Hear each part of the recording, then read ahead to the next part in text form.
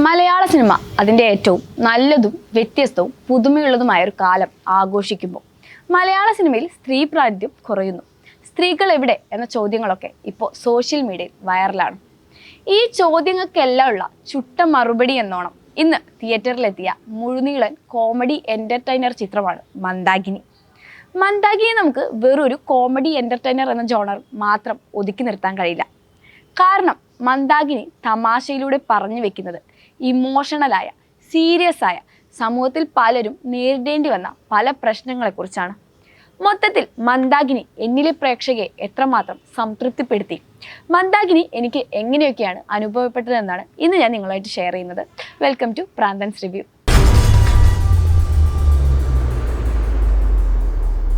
നവാഗതനായ വിനോദ് ലീല എന്ന സംവിധായകന് മന്ദാകിനിയുടെ സിനിമോട്ടോഗ്രാഫർ കൂടിയായ ഷിജു ഭാസ്കർ എന്ന എഴുത്തുകാരൻ ഒരു കഥ നൽകുന്നു. ഇവർ അതിനൊരു സിനിമയാക്കാൻ ഒരുങ്ങുമ്പോൾ അത് പ്രേക്ഷകരിലേക്ക് എത്തിക്കാൻ സഞ്ജു എസ് ഉണ്ണിത്താൻ എന്ന നിർമ്മാതാവ് മുന്നിട്ടിറങ്ങുന്നു. അതെ, ആഭാസം, പാപം ചെയ്യാത്തവർ എന്നെ കല്ലെറിയട്ടെ തുടങ്ങി സമൂഹത്തിൽ ചർച്ച ചെയ്യപ്പെട്ട ഏറ്റവും നല്ല സിനിമകൾ മലയാളിക്കായി നൽകിയ സ്പയർ പ്രൊഡക്ഷൻസ് ആണ് മന്ദാകിനിയും നമ്മളിലേക്ക് എത്തിക്കുന്നത്. അതുകൊണ്ട് തന്നെ ഇവർ മൂന്ന് പേരും ഒന്നിക്കുമ്പോൾ നമുക്ക് ലഭിക്കുന്നത് ഏറ്റവും മനോഹരമായ, ഒത്തിരി ചിരിക്കാനുള്ള, ഒത്തിരി ചിന്തിക്കാനുള്ള കാര്യങ്ങൾ തന്നെയാണ്. ആദ്യമായി ഒരു സിനിമ ചെയ്യുന്നു എന്നതിൻ്റെ യാതൊരുവിധ കുറ്റങ്ങളോ കുറവുകളോ പ്രേക്ഷകർക്ക് തോന്നാത്ത രീതിയിൽ പ്രേക്ഷകരെ എൻഗേജ് ചെയ്യിപ്പിച്ചുകൊണ്ടുള്ള ഒരു കഥ പറച്ചിലാണ് വിനോദ് ലീല എന്ന സംവിധായകൻ മന്ദാകിനിയിലൂടെ നമുക്ക് നൽകുന്നത്. ചിത്രത്തിൽ നമ്മളെ ഏറ്റവും കൂടുതൽ സിനിമ കാണാൻ പ്രേരിപ്പിക്കുന്ന ഘടകം അനാർക്കലി അൽത്താഫ് കോംബോ തന്നെയാണ്. അൽത്താഫ് എന്ന സംവിധായകന്റെ സിനിമകൾ നമ്മൾ ഒരുപാട് കണ്ടിട്ടുണ്ട്. ചിരിപ്പിക്കുന്ന, ചിന്തിപ്പിക്കുന്ന തമാശകൾ അദ്ദേഹത്തിന്റെ സിനിമയിലെ സ്ഥിരം കാഴ്ചയാണ്. അൽത്താഫ് എന്ന അഭിനേതാവിലേക്ക് വരുമ്പോഴും ആ തമാശകളും ടൈമിങ്ങും ഒക്കെ നമുക്കറിയാം. എന്നാൽ അനാർക്കലി ചെയ്തിരിക്കുന്ന വേഷങ്ങൾ ഇതിൽ നിന്ന് കുറച്ച് വ്യത്യസ്തമാണ്. അത് കുറച്ച് ഇൻട്രോവേർട്ടായ, സീരിയസ് ആയ കഥാപാത്രങ്ങളാണ്. അതുകൊണ്ട് തന്നെ ഇവർ തമ്മിലുള്ള ഈ ഒരു കോംബോ എത്രത്തോളം വർക്കൗട്ട് ആകുമെന്ന് സിനിമ കാണാൻ പോകുന്നത് വരെ എനിക്ക് കൺഫ്യൂഷൻ ഉണ്ടായിരുന്നു. എന്നാൽ ആ ഒരു വ്യത്യസ്തത തന്നെയാണ് ഇവർ തമ്മിലുള്ള കെമിസ്ട്രി കൂടുതലായിട്ട് പ്രേക്ഷകരിലേക്ക് എത്തിച്ചത്. ഇവർക്കൊപ്പം ഗണപതി, അശ്വതി ശ്രീകാന്ത്, വിനീത് തട്ടിൽ, കുട്ടിയകിൽ, ജാഫർ ഇടുക്കി, സരിത കുക്കു എന്നിങ്ങനെ ഒരു പിടി കലാകാരന്മാർ കൂടി കട്ടയ്ക്ക് നിൽക്കുന്നുണ്ട്. ഒപ്പം സിനിമയുടെ ഏറ്റവും വലിയ പ്രത്യേകതയായി എടുത്തു പറയേണ്ടത് 5 സംവിധായകർ ഒരു സിനിമയിൽ അഭിനയിക്കുന്നു എന്നുള്ളത് തന്നെയാണ്.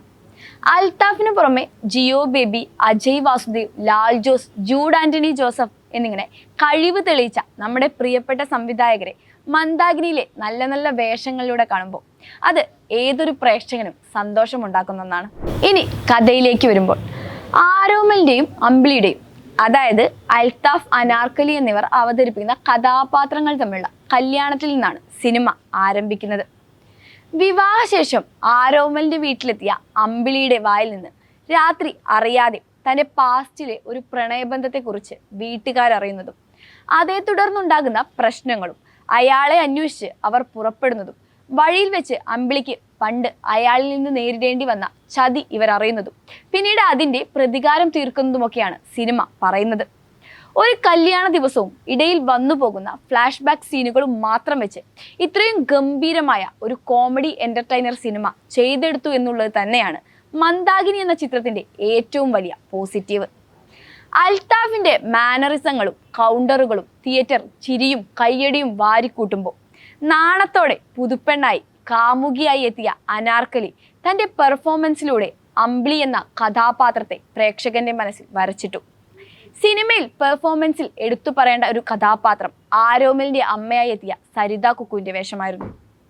ഉറപ്പായും സിനിമ കണ്ടിറങ്ങിയവർ ഓർത്തു വെക്കുന്ന, പ്രേക്ഷകരെ ഞെട്ടിച്ച തൻ്റെ മാസ് പെർഫോമൻസ് കൊണ്ട് അഭിനന്ദനങ്ങൾ അർഹിക്കുന്ന, ഏറ്റുവാങ്ങാൻ പോകുന്ന ഒരു കലാകാരി. അവസാനത്തെ ഫൈറ്റിൽ പ്രേക്ഷകർക്കുണ്ടായ രോമാഞ്ചം, അതിൻ്റെ ഫുൾ ക്രെഡിറ്റ് സരിത കുക്കു എന്ന അഭിനേത്രിക്കുള്ളതാണ്. ഒപ്പം ആ ഒരു ഫൈറ്റ് ഒരു മാസ് ഫൈറ്റാക്കി മാറ്റിയ ബാക്ക്ഗ്രൗണ്ട് മ്യൂസിക്കിനും, അടി നടക്കുമ്പോൾ വരുന്ന മ്യൂസിക്, അടിക്ക് മുന്നേയുള്ള ഒരു പാട്ട്, ആരോമലിന്റെ പ്രണയം കാണിക്കുന്ന മറ്റൊരു പാട്ട്, അങ്ങനെ ബിപിൻ അശോക് എന്ന സംഗീത സംവിധായകൻ മന്ദാകിനിക്കായി ഒരുക്കിയ ഓരോന്നും അതിൻ്റെ തിയേറ്റർ എക്സ്പീരിയൻസിന്റെ പ്രാധാന്യം പ്രേക്ഷകർക്ക് മനസ്സിലാക്കി കൊടുക്കുന്നവയാണ്. ഷിജു എം ഭാസ്കറിന്റെ മനോഹരമായ വിഷ്വൽസുകൾക്കൊപ്പം ഷെറിന്റെ എഡിറ്റിംഗ് കൂടിയായപ്പോൾ ഒന്ന് നമുക്ക് ഉറപ്പിച്ചു പറയാം, മന്ദാകിനി ടീമിനറിയാം പ്രേക്ഷകർ ഇഷ്ടപ്പെടുന്നത് എന്താണ്, അവർ കൈയടിക്കുന്നത് എവിടെയാണ് എന്നുള്ളത്. അങ്ങനെ മൊത്തത്തിൽ ആദ്യം മുതൽ അവസാനം ഡയറക്റ്റഡ് ബൈ എന്ന് എഴുതിയ ശേഷം വരുന്ന സീനിൽ പോലും കൗണ്ടറുകളിലൂടെ നമ്മളെ ചിരിപ്പിക്കുന്ന, മാസ് സീനുകളിലൂടെ നമ്മളെ ഗൂസ്പംസ് നൽകുന്ന, ഇടവേളയ്ക്ക് തൊട്ടു മുൻപ് ഒരു ക്യൂരിയോസിറ്റി നൽകുന്ന, സിനിമ കണ്ടു കഴിയുമ്പോൾ ഒരുപാട് സന്തോഷം നൽകുന്ന, വ്യത്യസ്തമായൊരു കുടുംബത്തിന്റെ കഥ പറയുന്ന മനോഹരമായൊരു കോമഡി ഫാമിലി എന്റർടൈനർ, അതാണ് മന്ദാകിനി. നിങ്ങൾ ഈ ചിത്രം കാണാത്തവരാണെങ്കിൽ ഉറപ്പായും തിയേറ്ററിൽ തന്നെ പോയി കാണണം. കാരണം സിനിമയുടെ ആദ്യമുണ്ടാകുന്ന ചിരി തിയേറ്ററിൽ നിന്ന് സിനിമ കണ്ടിറങ്ങുമ്പോഴും മായാതെ നമ്മുടെ മുഖത്തുണ്ടാകും എന്നത് തന്നെയാണ് മന്ദാകിനി ഓരോ പ്രേക്ഷകനും നൽകുന്ന ഉറപ്പ്. മന്ദാകിനി ഒരിക്കലും നിങ്ങളെ നിരാശപ്പെടുത്തില്ല. നിങ്ങൾ ഈ ചിത്രം കണ്ടവരാണെങ്കിൽ അഭിപ്രായം കമന്റ് ചെയ്യുക.